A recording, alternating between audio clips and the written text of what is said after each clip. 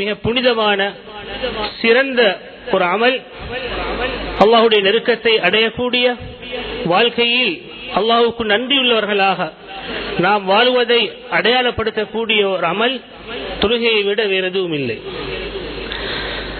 அதனால்தான் ஒருவர் இஸ்லாத்தை ஏற்றுக்கொண்டதற்கு பின்னால், கலிமாவை ஒழிந்ததற்கு பின்னால், அவர் அல்லாஹுடைய விடயத்தில் செய்ய வேண்டிய முதலாவது கடமை தொழுகையாக இருக்கிறது. நபி ஸல்லல்லாஹு அலைஹி வஸல்லம் அவர்கள் இந்த தீனுல் இஸ்லாத்தின் பக்கம் தாவத் கொடுத்து கொண்டிருந்தார்கள்.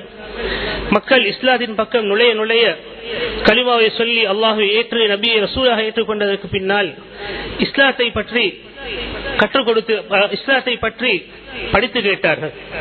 நபி ஸல்லல்லாஹு அலைஹி வஸல்லம் அவர்களுக்கு ஆரம்பமாக இஸ்லாத்துடைய மிக முக்கியமான 5 தூண்கள் என்ற கடமைகளை ஸல்லல்லாஹு அலைஹி வஸல்லம் அவர்கள் கற்றுக் கொடுப்பார். கலிமாவுக்கு பின்னால் முதலாவதாக கற்றுக் கொடுக்கக்கூடிய அமலாக, இபாதத்தாக, கடமையாக தொழுகை இருந்தது. தொழுகை அல்லாஹ் சுப்ஹானஹு வ தஆலா எங்களுக்கு அன்றாடம் ஒவ்வொரு நாளும் நாம் அவனை ஞாபகப்படுத்தி நிறைவேற்றக்கூடிய ஒரு அமலாக ஆக்கி வைத்திருக்கிறார். தொழுகையுடைய மகத்துவத்தை எங்களுக்கு காட்டுவதற்காக இந்த கடமையை அல்லாஹ் சுப்ஹானஹு வ தஆலா நபி ஸல்லல்லாஹு அலைஹி வஸல்லம் அவர்களுக்கு ஜிப்ரீல் அலைஹிஸ்ஸலாம் அவர்கள் மூலம் வஹீயின் மூலமாக இந்த பூமிக்கு கொண்டு வந்து கொடுக்காமல் நபி ஸல்லல்லாஹு அலைஹி வஸல்லம் அவர்களை வானுலகத்திற்கு அழைத்து அந்த இஸ்ரா மிஅராஜுடைய பயணத்தில் தொழுகை என்ற கடமை அல்லாஹ் சுப்ஹானஹு வ தஆலா கொடுத்தார். கண்ணியமானவர்களே, அந்த அடிப்படையில் எங்களுடைய 5 நேர தொழுகைகள் இது வாழ்க்கையில் உயிரை போன்று இன்றி அமையாத மிக முக்கியமான ஒன்றாக இருக்கின்றது. அல்ஹம்துலில்லாஹ் நாம் தொழுகைகளை நிறைவேற்றுகிறோம். கண்ணியமான அல்லாஹ் நல்லடியார்களே, தொழுகையை பொறுத்த வரைக்கும் அதில் 2 பகுதிகள் இருக்கின்றது. ஒரு பகுதி கடமையை நிறைவேற்றுவதற்காக வேண்டி நாம் தொழுவது. அல்லாஹ் தஆலா 5 நேர கடமையான தொழுகைகள் எங்களுக்கு தந்திருக்கிறான்.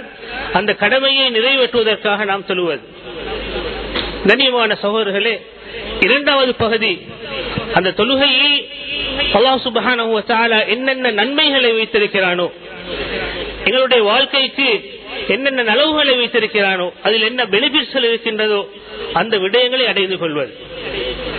தொழுகை என்பது ஒரு மனிதனுடைய வாழ்க்கையில் தக்வாவை ஏற்படுத்தும். அல்லாஹுடைய சிந்தனையை 24 மணித்தியால அவனுடைய வாழ்க்கையிலும் கொண்டு வரும்.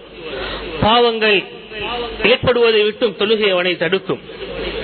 இன்ன ஸலாத தன்ஹா அனில் ஃபஹ்ஷாஇ வல் முன்கர். ஒரு மனிதனுடைய வாழ்க்கையில் வரக்கூடிய முசீபத்துகள், அவருடைய வாழ்க்கையில் வரக்கூடிய சோதனைகளுக்குரிய காரணம் அவருடைய தவறுகள். ஆனால் தொழுகை அழகாக நிறைவேற்றப்படக்கூடிய நேரத்தில் அந்த தொழுகை மனிதனை பாவங்களிடம் தடுக்கின்றது. வாழ்க்கையில் சந்தோஷத்தை, சுபீட்சத்தை ஏற்படுத்துகின்றது. கண்ணியமான சகோதரர்களை, நாம் ஏதோ ஒரு கடமைக்காக தொழுகின்றோம் என்று சொன்னால் குற்றத்திலிருந்து தப்பி விடுவோம். ஆனால் தொழுகையில் அல்லாஹ் சுப்ஹானஹு வ தஆலா உலகிலும் மறுமையிலும் அதற்குள்ளால் என்னென்ன நன்மைகளை, பாக்கியங்களை வைத்திருக்கிறானோ அந்த பாக்கியங்களை அடைந்து கொள்வதாக இருந்தால் எங்களுடைய தொழுகைகளை நாம் உயிரோட்டம் உள்ள தொழுகைகளை, ரூஹானியத்தான உயிரோட்டம் உள்ள தொழுகைகளாக ஆக்கிக் கொள்ள வேண்டும். தொழுகை உயிரோட்டமானதாக இருக்கும் பொழுதுதான் தொழுகையின் மூலமாக அல்லாஹுடைய அன்பை அடைந்து கொள்ள முடியும்.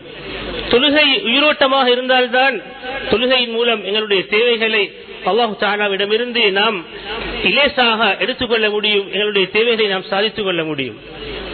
நாம் தொழுகின்றோம், உடலை எடுத்துக்கொண்டு பள்ளிக்கு வருகிறோம். ஆனால் எங்களுடைய தொழுகை உயிரோட்டமான தொழுகையாக ஆகுவதாக இருந்தால் எங்களுடைய உடல் எவ்வாறு மஸ்ஜிதிற்கு சமூகம் அளிக்கின்றதோ அதை போன்று எங்களுடைய உள்ளமும் சமூகம் அளிக்க வேண்டும். தொழுகையுடைய நேரத்தில் எங்களுடைய உடலை கஅபத்துல்லாஹை நோக்கி, கிபிலாவை நோக்கி நாம் எவ்வாறு அதனை அந்த கிபிலாவை நோக்கி வைத்திருக்கிறோமோ அதை போன்று எங்களுடைய உள்ளத்துடைய கிபிலாவை முன்னோக்க வேண்டும். உள்ளத்துடைய கிபிலா தான் கஅபாவுடைய அந்த கிபிலாவுக்கு சொந்தக்காரன் அல்லாஹ் சுப்ஹானஹு வ தஆலா. உடல் கஅபாவின் பக்கம் திரும்ப வேண்டும், உள்ளம் அல்லாஹ்வின் பக்கம் திரும்ப வேண்டும். கண்ணியமான சகோதரர்களே, நாம் எங்களுடைய மனதில் கையை வைத்து நாம் கேட்க வேண்டிய ஒரு கேள்விதான், அன்றாட எனக்கு அல்லாஹ் தஆலா கடமையாக்கி இருக்கக்கூடிய இந்த 5 நேர தொழுகைகளை எந்த முறையில் நான் நிறைவேற்றுகின்றேன்? கடமைக்காக நிறைவேற்றுகின்றேனா அல்லது அந்த 5 நேர தொழுகைகளையும் நான் உயிரோட்டமாக நிறைவேற்றுகின்றேனா? எந்த நேரத்தில் நாம் தொழுகின்றோம் என்று தெரியாது. வீட்டில் நினைத்த விதத்தில் தொழுகிறோம், அல்லது எந்த தொழுகைக்குரிய ஒரு நேரம் இல்லை, எப்பொழுது நேரம் கிடைக்கின்றதோ அந்த நேரத்தில் தொழுகிறோம். ஜமாஅத்தை பேணுவதில்லை. தொழுகையில் நாம் தொழுகையுடைய சிந்தனையில் அதனை நிறைவேற்றுகிறோமா?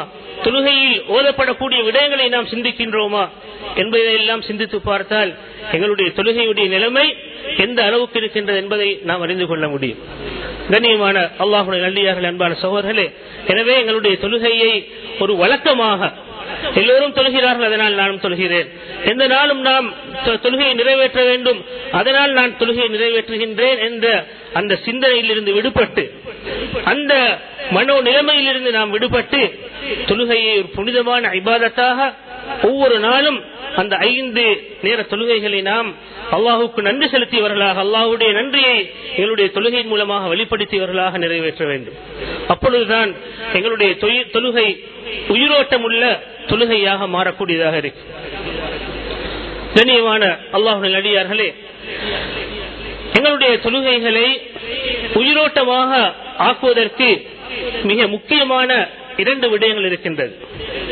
அந்த 2 விடயங்களும் தொழுகை உயிரோட்டமாக ஆகுவதற்கு 2 விங்ஸ்கள், 2 இறக்கைகளை போல. எப்பொழுது நாம் அந்த 2 விடயங்களையும் பேணுவோமோ எங்களுடைய தொழுகைகள் உயிரோட்டம் உள்ள தொழுகைகளாக ஆகும். அதில் முதலாவது விடயம்தான் தொழுகையை நாம் ஜமாஅத்துடன் நிறைவேற்றுவது. இரண்டாவது விடயம் தொழுகையில் நாம் குஷூ, உள்ளச்சத்தை ஏற்படுத்திக் கொள்வது.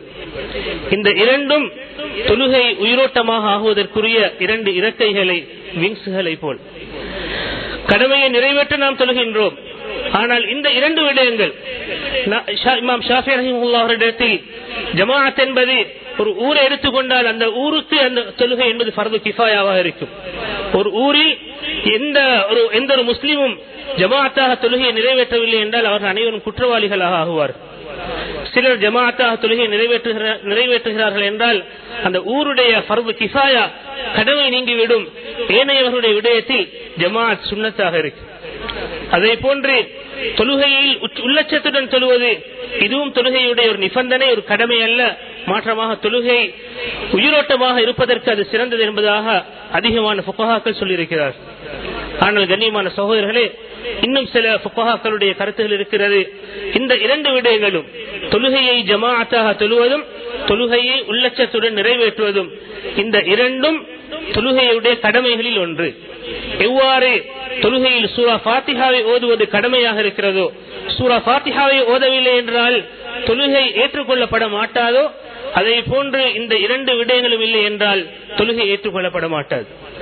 ஜமாஅத்துடன் தொழுகை நிறைவேற்றப்படவில்லை என்றால் அவருடைய தொழுகை சிஹத்தாக மாட்டாது, தொழுகை ஏற்றுக்கொள்ளப்பட மாட்டாது. தொழுகையில் ஏதாவது ஒரு பகுதியிலாவது குஷூ என்ற இறையச்சம், அல்லாஹ்வுடைய சிந்தனை வரவில்லை என்றால் அவருடைய தொழுகை ஏற்றுக்கொள்ளப்பட மாட்டாது என்பதாக சில உலமாக்கள் கூறியிருக்கிறார். கண்ணியமான சகோதரர்களே, அந்த அளவுக்கு கூட சொல்லப்பட்டிருக்கிறது. அப்படி என்று சொன்னால் எங்களுடைய தொழுகை உயிரோட்டமாக ஆகுவதற்கு இந்த 2 விடயங்களும் நிச்சயமாக என்னுடைய தொழுகையில் வர வேண்டும். நாம் இந்த 2 விடயங்களையும் வாழ்க்கையில் கொண்டு வருவதற்காக வேண்டி அதனை படிக்க வேண்டும். ஒவ்வொரு நாளுடைய தொழுகையையும் நாம் அதனை பரிசீலித்து பார்க்க வேண்டும். என்னுடைய அந்த தொழுகைகளை நான் எவ்வாறு நிறைவேற்றுகின்றேன்.